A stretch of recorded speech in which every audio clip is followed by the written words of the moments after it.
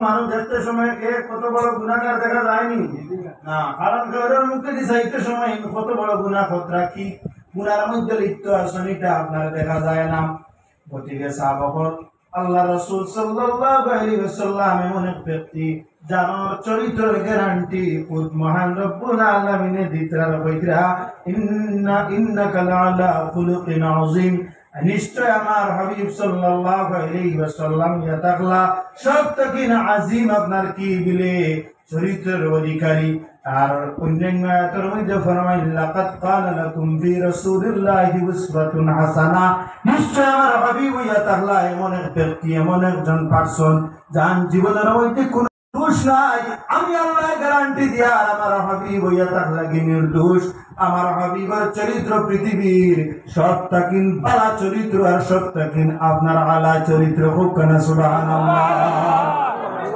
আল্লাহ রাসূল সাল্লাল্লাহু আলাইহি ওয়াসাল্লাম এমন একজন ব্যক্তি যান সকাল থেকে বিকাল পর্যন্ত উম্মতে মুহাম্মদী আল্লাহর হাবিবের উম্মতগুলোরে কি বর্তাবিলে বুঝ দিতা, যে মানুষে যে জিনিস কইতে এর আনসার দিতা, কোন কুফার বেদিন হলে কোন প্রশ্ন করলে এর জবাব আমার হাবিবে দিতা।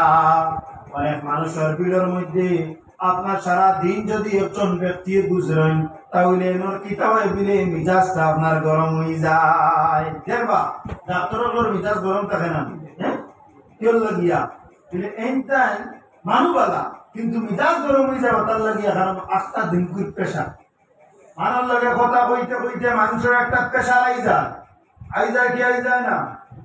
আপনিও যদি একজন মানুষের সঙ্গে কথা কন, সারা মানে যদি এক মানুষ লগে কথা কন, তাহলে এই মানুষে আপনার কি করবা এটা একটা বুঝা এবং পেশা হিসেবে ধরিয়া নিবা। আমরা তো ইয়া থাকলাম সাধারণ মানুষ, গতিকে আমরা একে অন্যের কথা শুনতে শুনতে আপনার কি হয় বলে বুড়া লাগি যায়। গপ করার করতে করতে গফরত তো বুড়া আছে না আছে, কিন্তু আল্লাহ রাসূল সাল্লাল্লাহু আলাইহি ওয়াসাল্লামের কাছে আপনারা একটাবার ভাবেন বহু আপনারা প্রশ্ন শুনিতা আল্লাহর হাবিবের উত্তর দিতা, কিন্তু আল্লাহর হাবিব সাল্লাল্লাহু আলাইহি ওয়াসাল্লাম কোনদিন রাগান্বিত হইতা না, তার মিজাজটারে ঠান্ডা রাখতা। আর মিজাজরে ঠান্ডা রাখিয়া আপনার কি করতা, তাই না আপনার এই যে উম্মতে মুহাম্মদীর আপনার আনসারটা আপনার দিতে থাকতা। আমরা যেটা আপনার আত্মা আছে, যেটা প্রাণ আছে, এই প্রাণে এটা জানতো না। এই যে কুরআন আল কারীম আল্লাহ পাক রব্বুল আলামিন কি করছেন, নাজিল করছেন। এই কুরআন আল কারীম যদি আল্লাহ পাহাড়ের মধ্যে নাজিল করতা, তাহলে আল্লাহ কইতা তুমি তাই জানো না পাহাড়টা কি হইল না বিলে জ্বলিয়া আপনার ধ্বংস হয়ে গেল না, সারখার হয়ে গেল না। এই কুরআন আল কারীম আমার হাবিবের কাছে দিছি, গতিকে এই কুরআন আল কারীম তুমি তাই পাইছো।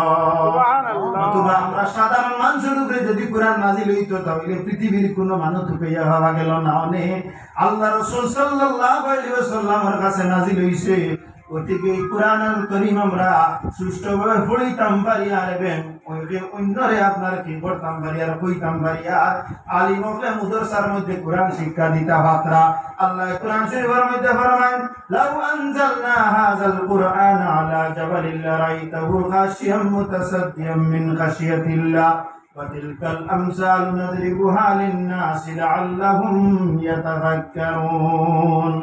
যে আমি যদি আসমা পাহাড়ের মধ্যে কোরআন নাজিল করতাম তাহলে এই পাহাড়টা কি হইল নেবিলে সারখার হয়ে গেল নে।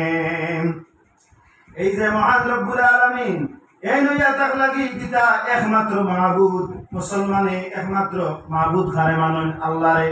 আল্লাহ ব্যতীত আমরা খেররে কি মানি না, বিলে প্রভু মানি না, স্রষ্টা মানি না। আল্লাহরে আল্লাহ মানি আর হাবিবে আমরা হাবিব মানি।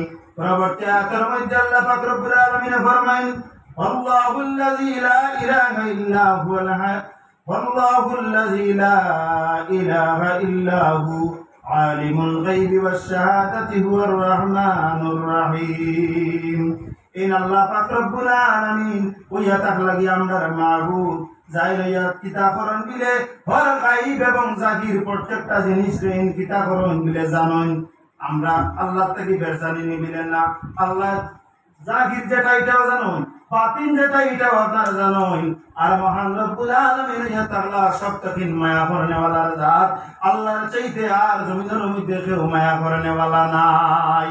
গতিকে আল্লাহ রাসূল সাল্লাল্লাহু আলাইহি ওয়াসাল্লামের কথার মধ্যে আল্লাহ রাসূল সাল্লাল্লাহু আলাইহি ওয়াসাল্লাম চরিত্রের দিক দিয়ে যেভাবে সর্বশ্রেষ্ঠ ব্যক্তিত্ব আল্লাহ নবী সাল্লাল্লাহু আলাইহি ওয়াসাল্লামের কথা হওয়া, যেটা বক্তব্য দেওয়া, স্পিচ দেওয়া, এটার ধারণা হইয়া থাকলো পৃথিবীর মধ্যে সর্বশ্রেষ্ঠ আল্লাহ নবী সাল্লাল্লাহু আলাইহি ওয়াসাল্লামে বক্তব্য দিলে আপনার বহু বেদিন হলে শুনিয়া আল্লাহর হাবিবর হাতের মধ্যে হাত রাখিয়া কলিমা পড়ি মুসলমান হয়ে যাইতা হোক না সুবহানাল্লাহ।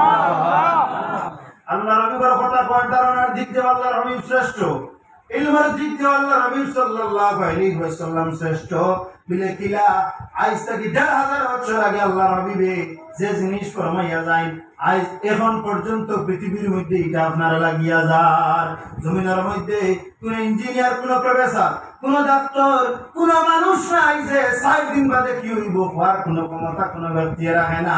কিন্তু আমার হাবিবে হাদিস শরীফের মধ্যে আছে ১,৫০০ বছর আগে ফরমাইয়া যায় আমার উম্মতের মধ্যে এমন একটা দিন আইব যারা কি করব বলে সিরা কাপড় পিন্ধিব, অর্থাৎ জিন্সের প্যান্ট পিন্ধিব। এটা ১,৫০০ বছর আগে আল্লাহর হাবিবে কইয়া যায় আমার উম্মতের মধ্যে এমন একটা দিন আইব যারা কি করব বলে ঘরের মধ্যে টাইলস ব্যবহার করব।